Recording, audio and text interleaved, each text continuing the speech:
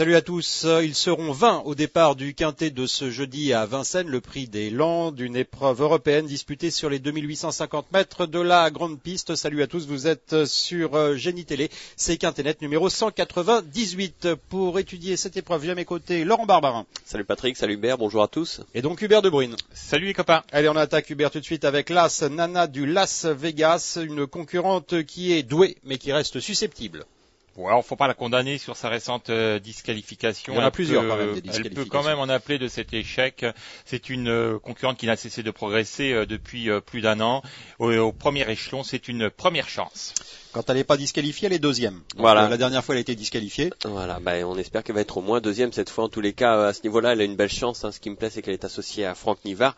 C'est vrai qu'elle s'est montrée plusieurs fois fautive ces automnes. C'est un tout petit peu ce qui me retient de la mettre vraiment tout en haut de ma sélection, mais en tous les cas, pour une place. Allez, le 2, Lanschulsden, toujours très performant lorsqu'il court déféré des 4 pieds. Apparemment, ça devrait être le cas ici. Il y a une intention, en tout cas. Ouais, c'est un concurrent de métier. Il a déjà bien fait sur ce tracé.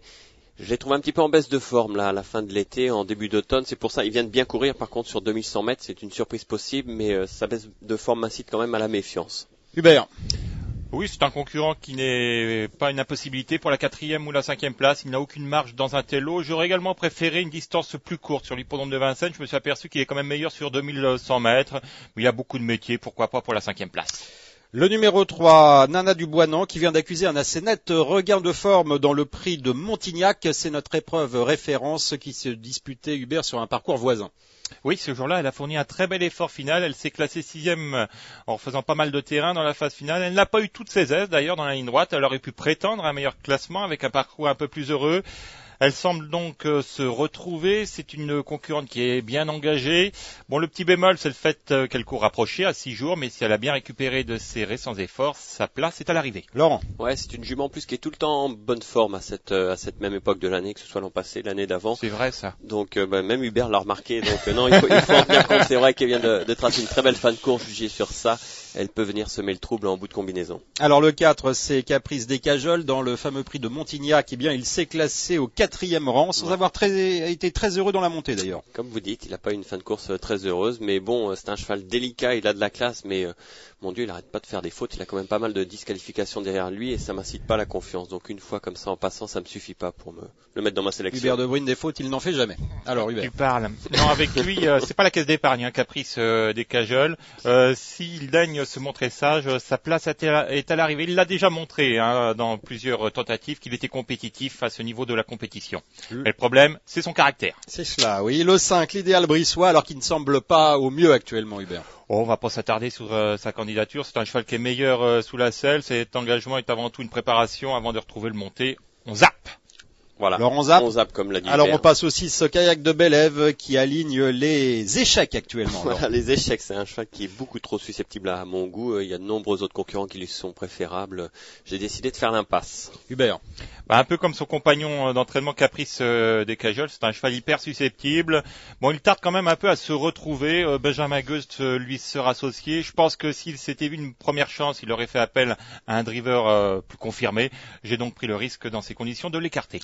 Le 7, c'est Nice Love qui va retrouver cette fois Jean-Michel Bazir à son sulky. C'était pas le cas les dernières fois. Et en plus, cette fois-ci, il est annoncé déféré des 4 pieds. Ça sent très bon, ça, non? Voilà, vous avez bien résumé la situation. Ça sent la course visée. L'engagement est idéal. Il le décevrait en ne finissant pas dans les 5 premiers. Ouais, il est revenu au top tout doucement, je pense, en se préparant en province gentiment, à des cotes qui sont pas habituelles pour ce concurrent. En tous les cas, il faut en faire l'une des bases de cette épreuve. Alors on passe au 8, Camis de l'Évêché, je dirais, fautif au départ dans le prix de Montignac. Il a en revanche assez bien fini en retrait ce jour-là. Oui, c'est un cheval qui est long à se mettre en jambe au départ et il compromet souvent ses chances au départ des épreuves, mais il finit pas mal. Il a tracé une belle ligne droite, le 22, comme vous l'avez dit. Maintenant, il a beau être sur la montante, ça reste quand même un petit peu en dessous des meilleurs de cette épreuve. Et pour nous parler de ce Camis de l'Évêché, l'abbé Hubert. Oui, à ne pas confondre avec l'abbé Redon, qui est derrière moi. Donc Camis de l'Évêché, c'est un cheval que l'on connaît bien en pareille société. Il n'a aucune marge. Comme l'a dit Laurent, il part souvent lentement, ce qui est quand même préjudiciable face à de tels concurrents. Sa forme ne fait aucun doute. Dans le meilleur des cas, 5e. Le 9, c'est l'Elamica. Désormais, j'ai l'impression qu'elle est meilleure sous la selle. Voilà, une jument montée, on peut l'écarter sans trop prendre de risques. Non, je suis remonté à mai 2006 pour le trouver une perf à l'attelé, donc c'est un petit peu juste. Ouais. Donc vous rayez aussi? Je raye aussi. Bon allez, on va passer au numéro 10, Monte Giorgio, le pensionnaire de notre consultant Pierre Lévesque. Il vient de remporter le prix de Montignac. Il est idéalement situé à la limite du recul. Tous les feux sont au vert, Laurent. Vous avez tout dit, Patrick. Il est en plein sur la montante en ce début de meeting d'hiver. Il faut s'attendre à le voir faire des étincelles dans cette épreuve, c'est certain.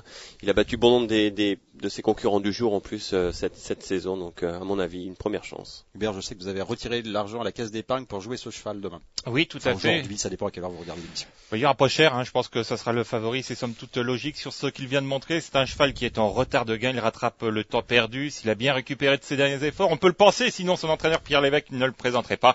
Sa chance est indéniable. Eh bien voilà, on est à mi-parcours 10 sur 20, on en a étudié 10 sur 20 pages de pub.